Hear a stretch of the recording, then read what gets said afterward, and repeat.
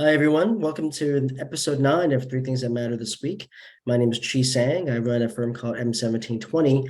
We are a venture fund focused on U.S. tech startups at an early stage. Markets have been wobbly this week, post the Fed meeting. In this episode, we'll discuss the intraday market reversals, the latest inflation data, and why we need to respect the wobble. Twitter is gone and X is here. Is this a good time to rebrand to X? Can X become the super app that Elon Musk's envisions? Most experts say no, but isn't that what they said about EVs and space? With me is Tom Lee, co-founder of Fundstrat and FS Insight, and our resident C-suite operator, Donovan Andrews. Hey guys, how are you? I'm good. Another busy week, another heat wave. You know, I need portable air conditioning when I go outside. You have a fan? One of those mechanical sort of a silk fans, or using a mechanical battery operated fan? None. I mean, you can't walk around the streets of New York City carrying a fan, Well, I am in Spain right now, and people are using fans. In fact, they're selling them by the boatload. So it's a thing. Donovan, how's your week? All good so far. All good, pushing through it all. Again, the heat wave here is real. But it could be worse. It could be worse. So enjoying the weather, enjoying the fervor around Barbie Oppenheimer, which is always Yes. fun. So who's seen it, and what's your take? Barbenheimer. Dude, I saw Oppenheimer. I thought it's a great movie. I mean, good storytelling. I'm a huge fan of historical, things that happen in the dramatization. So to me, it's like one of the perfect movies. But why are they calling it Barbenheimer? I mean, are they connected? Are they even from the same studio?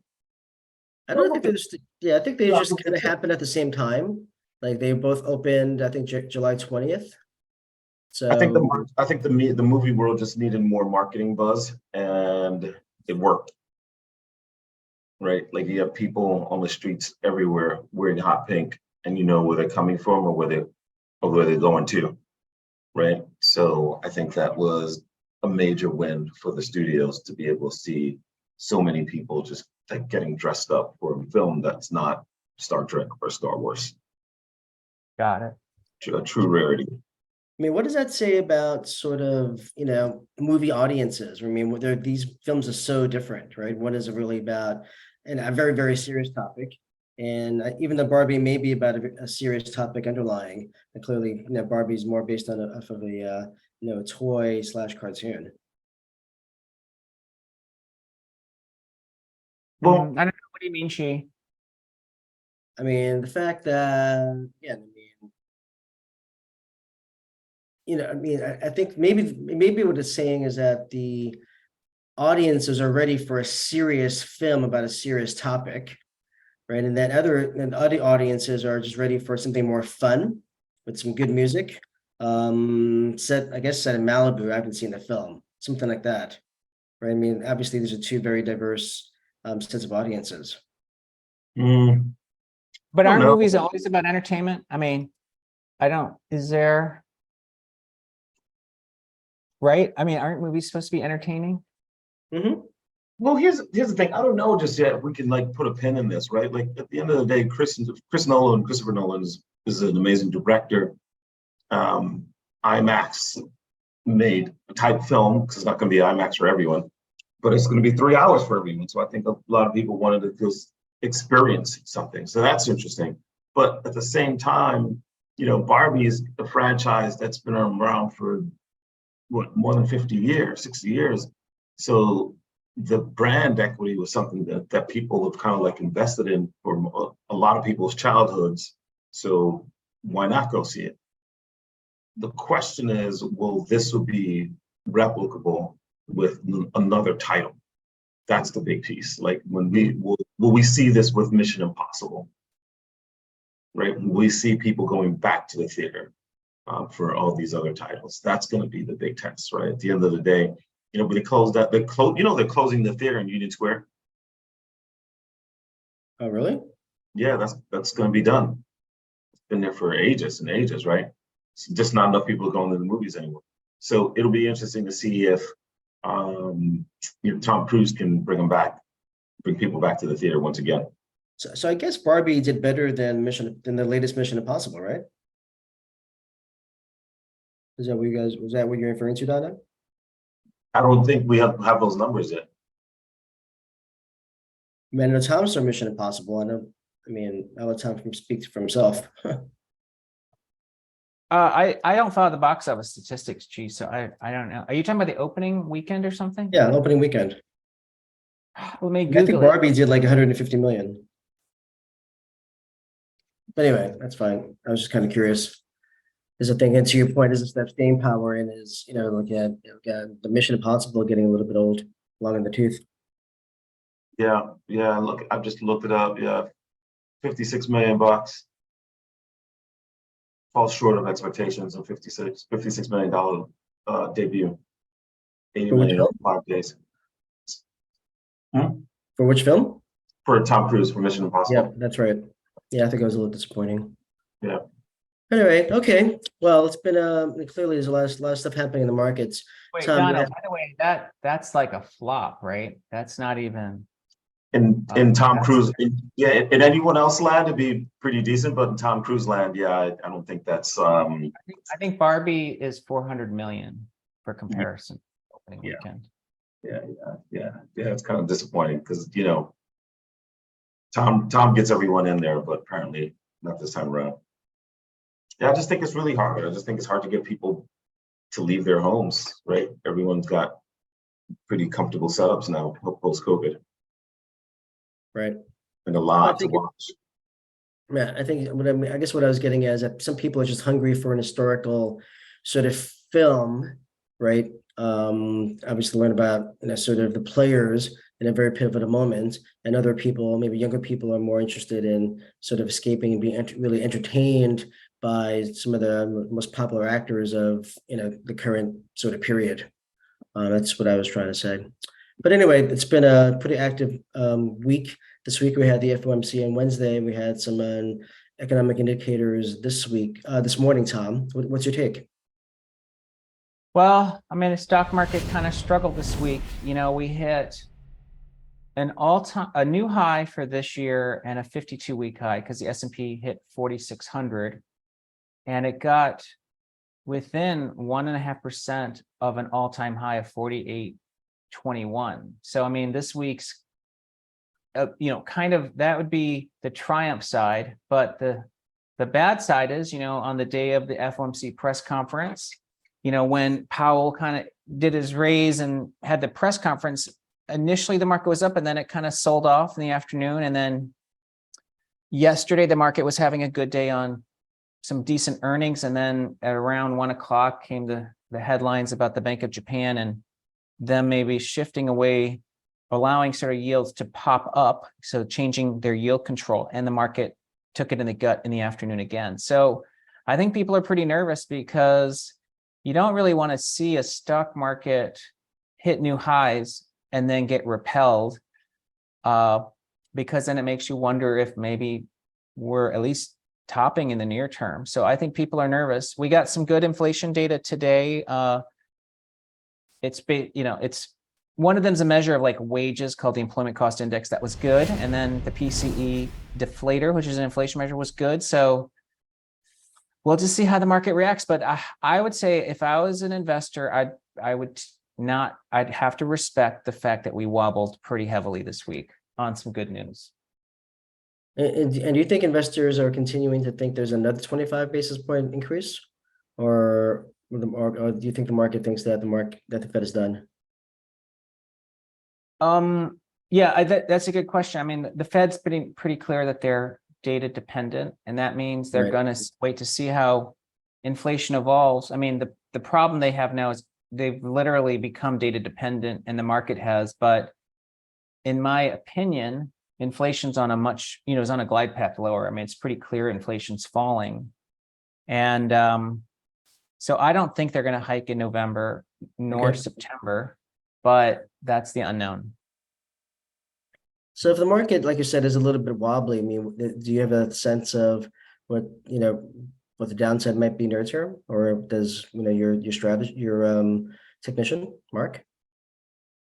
We just have to watch it. I mean, these are one of the things where you're going to just have to react to how the market's behaving. And I'd love to be able to say definitively what all this means, but we just don't know. What I would about just say, the thing is, most people are pretty skeptical, and Mhm. our institutional clients are looking for chances to short. And usually when people are bearish and looking for chances to short, the market doesn't give you that chance, Are you seeing any signs of a sort of a pile-on in terms of selling? Uh, it's too early, Chi. Okay, But again, I think that we've already gotten some warning signs, right, understood. Okay. Donna, I know you've been monitoring the whole Twitter rebranding thing. What's your take? It's interesting in that we've seen a rebrand like none other, Hmm. right? I think clearly this is something that was mapped out in Elon's mind for a bit. I think this is clearly something that he has thought through for a while. He's actually tweeted about it in terms of being able to create the everything app. But it was just kind of weird to see the brand equity of something just completely decimated overnight. Um, and it was a move that we've never seen before, right? Like for years we say tweet me, retweet, and Twitter, on the advertising side, they have Twitter Flight School. All those things make sense, right? Because they tied into the brand name, and now Hmm. that's just all gone, right? Right. So now you have to rebuild the certain parts of the business from an advertising perspective in terms of, like, I think he said 50% of the clients have left. So it's a big hit to revenue. So now you have to like rebuild that on top of rebuilding culture, workforce, and this new brand. So not impossible, especially if you're going to be moving in a direction where you're going to take the platform in a whole nother direction. But we've never seen anything like this before. I mean, it's a So pretty risky move, Donna, right? would you well, I guess here's a question. Let's say that you were Elon and you I guess it's two parts, but one is, let's say you actually wanted to change the brand name because you thought Twitter wasn't necessarily it's more of a community, but not an enterprise, like where you could build things. Mhm. Well, when would you do that switch? Or would you be in the camp that you just can never do it because of what you just said? Uh, well, the thing is this, it's hard to answer that because we've all grown up with the Twitter name, right? So there's a certain level of familiarity and comfort that we have with it. And then, as opposed to completely switching right now. But the big piece is, what is the future of the company? The future of the company, if it's going to be something that's completely different from what exists today, then at some point you have to rip the band-aid off, right? At some point you have to do it. And I think that when you look at it from Elon's point of view, his take on it is, I just don't care. We have to get there, right? I mean, I think the curious thing is why now, right? I mean, clearly there's been so many changes. I mean, Threads has come out a couple of weeks ago. Clearly you're seeing changes in traffic patterns, changes in advertising. I mean, why change the brand now without really sort of building out your entire ecosystem of the super app that he wants to create, right? So, I mean, yeah, so you rebranded and then what? Hmm. What's And next? then Yeah. what? That's the thing. That's the thing. The thing is we don't know, right? Like typically, these are, companies that have this much control or this much sway in a news cycle, this many users, this many advertisers. They're typically publicly traded companies, and there's a lot that you have to telegraph to the street, right? But because you bought the company, you took it private, what's happening is there is no real presentation to the street, right? So there is no this is what our roadmap is. Here's what we're looking at. Here's how we're building this out over the next few quarters for the next few years. It's just happening. So we don't know what's next because a lot of this is happening behind closed doors, and we just haven't seen anything like, again, like I said, with the name change, we just haven't seen anything like this before in so many ways. I mean, sort of what I've been thinking about is, can they be successful? I know, Elon is, he wants to build, sort of the WeChat model in the US. And WeChat is something that, is launched by Tencent in 2011. I was in Hong Kong for 10 years, and I was really there to see the entire evolution of WeChat, starting from a simple messaging app to payment, to gaming, to offline payments, to video, streaming. Sort of, they have all of this entire ecosystem, right? And you could argue, Twitter has some. I mean, Elon's he's a CEO of a number of companies, right? But yeah, so can you see Twitter sort of plus SpaceX and Twitter plus Tesla or Boring Company or I think it's called AXI, right? His AI company. I don't know. It's not none of these are super obvious to me as super consumer facing businesses that drive traffic, right? So and I think what's also important to note is that when Tencent launched in 2011, they already had a huge user base from young people playing games, right? QQ Messenger, right? And they had very, very little competition, right? So they didn't have, they were basically competing with Alibaba, but Alibaba is really e-commerce, digital e-commerce. And ultimately, Tencent became the leader of sort of offline payments, like using your WeChat Pay at a Starbucks or a supermarket, all that kind of stuff, right?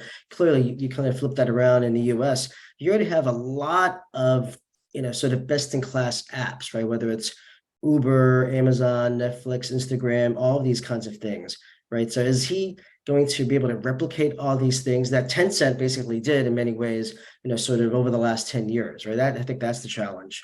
I mean, I see, if he's successful, that'd be huge. But I think it's really, I don't know if he's going to be able to do it because I think the US market is so evolved already. Well, I think the other piece for those guys that have to figure out, we haven't seen it yet. Maybe there's a reason why, because everyone's talked about doing it. Maybe it's a regulatory thing, right? So we haven't seen it. Yeah.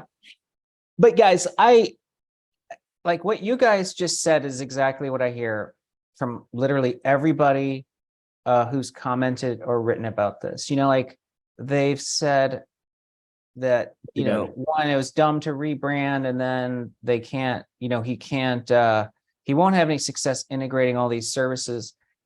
Like, if that's what everyone's response is, don't you think we should just think about how he could pull it off? Like, wouldn't that be a more, like, I'd be more interested in hearing what you guys think, how he could pull it off, not that he can't. Like, everyone would probably say he can. I mean, I remember when he made the first electric car, do you know how many people told me that there wasn't enough lithium to supply the batteries? And then they said that he wouldn't be able to develop the range. And then they said there would never be enough power infrastructure. I mean, I kind of feel like he solved all those problems, and that might have been even harder to pull off than, isn't that harder to have pulled off, like to become the largest car company than to was valuable.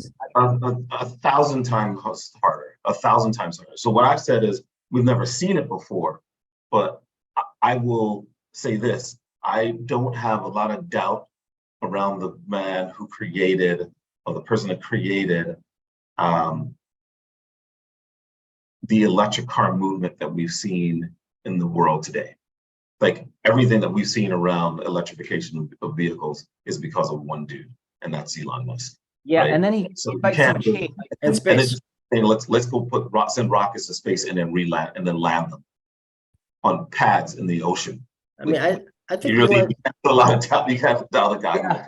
I mean, to me, it just seems like, doesn't that sound easier to change?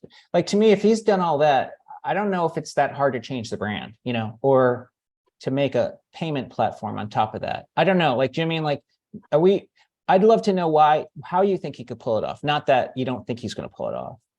Well, I mean, I think one way you can pull it off is, and this is sort of also behind Tencent's success, is, they became an open platform, right? You had, sort of merchants, you had content creators, you had, all sorts of, in sense, they call it mini apps, right? Whether it's some version of Substack, some, e-commerce play, all these guys populating, the X ecosystem instead of him building building it or buying it, where he opens all the doors for all the, third parties to come in. That would be a way to find success, right? Give reason to people to, use their X payment app on something, whether it's, some type of content or some type of service. Yeah. I think he's Well, going to have to go open, third party well, here's the architecture. question. So why haven't we seen any of the other bigger, more established apps pull this off, right? Snapchat, they've talked about being able to be this everything app. They haven't done it. Is there something that is part of the whole regulatory environment that prevents these guys from jumping into financing, right? Because I'm sure, technically Amazon and Google are banks, but they could even be even bigger banks. So there's got to be something around it, and that's preventing them I mean, I from think that's a good point. I mean, Amazon is getting a lot of pushback on its acquisition of iRobot, right? I mean, is Amazon going to be able to have the mappings of hundreds of million, or let's say tens of millions of households in America, like where their living rooms are and how they're situated and all that kind of stuff, right? And you're definitely seeing a major pushback, a blowback against big tech, broadly. And of course, it's privacy, right? I mean, in China, privacy matters, clearly a lot less, right? But we all sort of comfortable with having all of our information on a super app, right? And of course, with the Yeah, regulators. we haven't lived like that yet. Yeah, that is true. Well, yeah.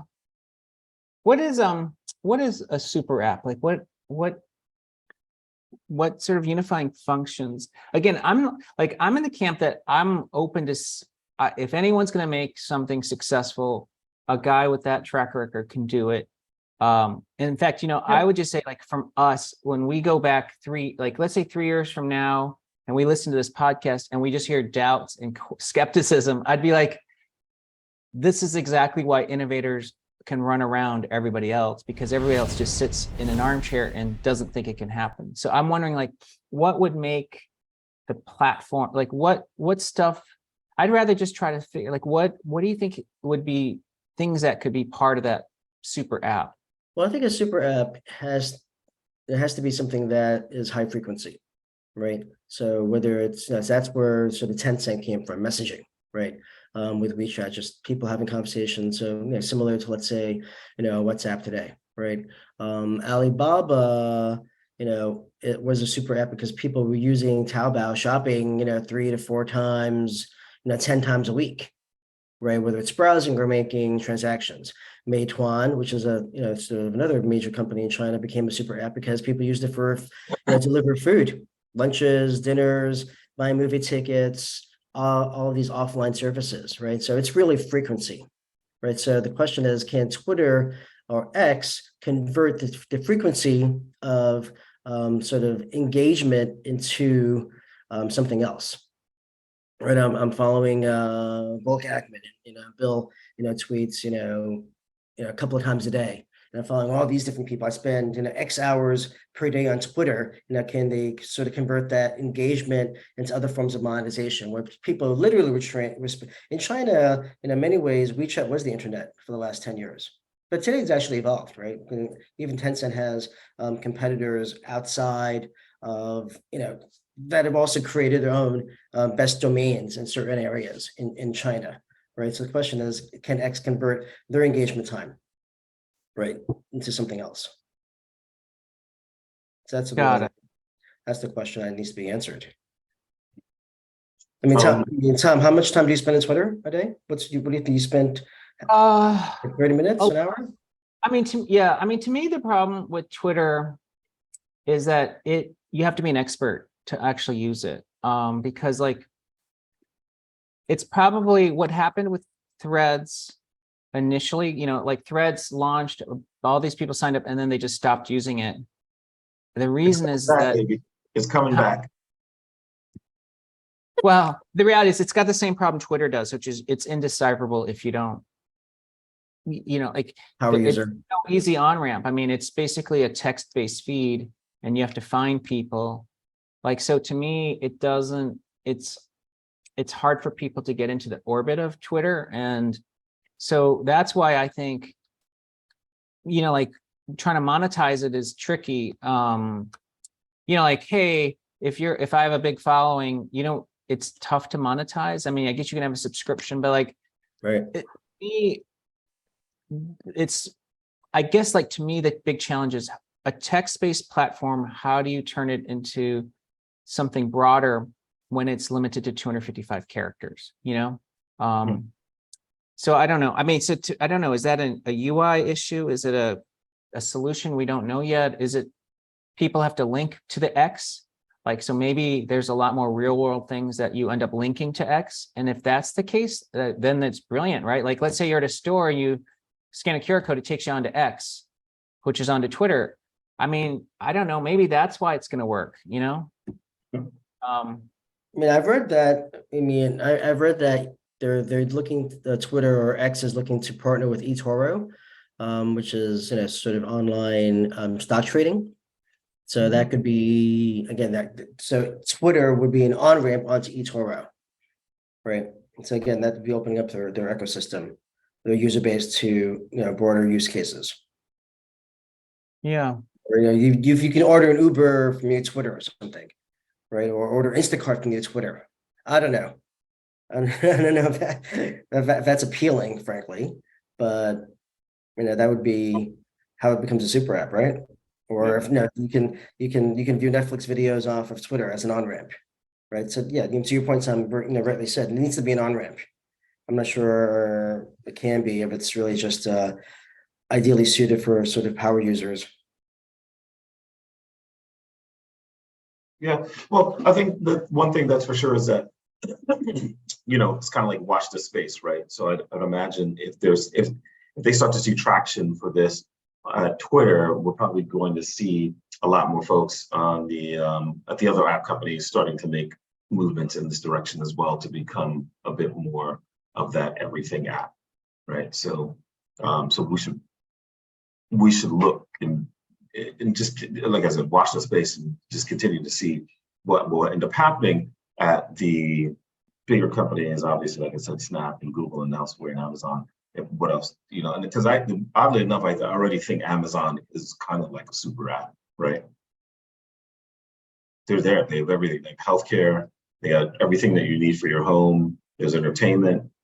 There's books, right? And there's everything that is within Amazon. So it's just about a bit, a bit more features. I think could be rounded out to get them there. But I think Amazon's already a super app. But we'll see what the other guys end up doing. But I think we'll probably start to see traction in the next year. And Tom rightly says you can't count Elon out, right? I mean, clearly he's a brilliant guy and he has a plan, right? A plan that's unbeknownst to us. Without a doubt, you can never count him out. So with that, any final words of wisdom, Donna? Stay cool. Heat waves in America. I was going to say, stay hydrated. Tom? Well, respect the tape. Got to be wary. Markets are wobbly. Sounds good. Well, thanks, guys. See you next week. See you. Be well. Take care. Bye. Have fun.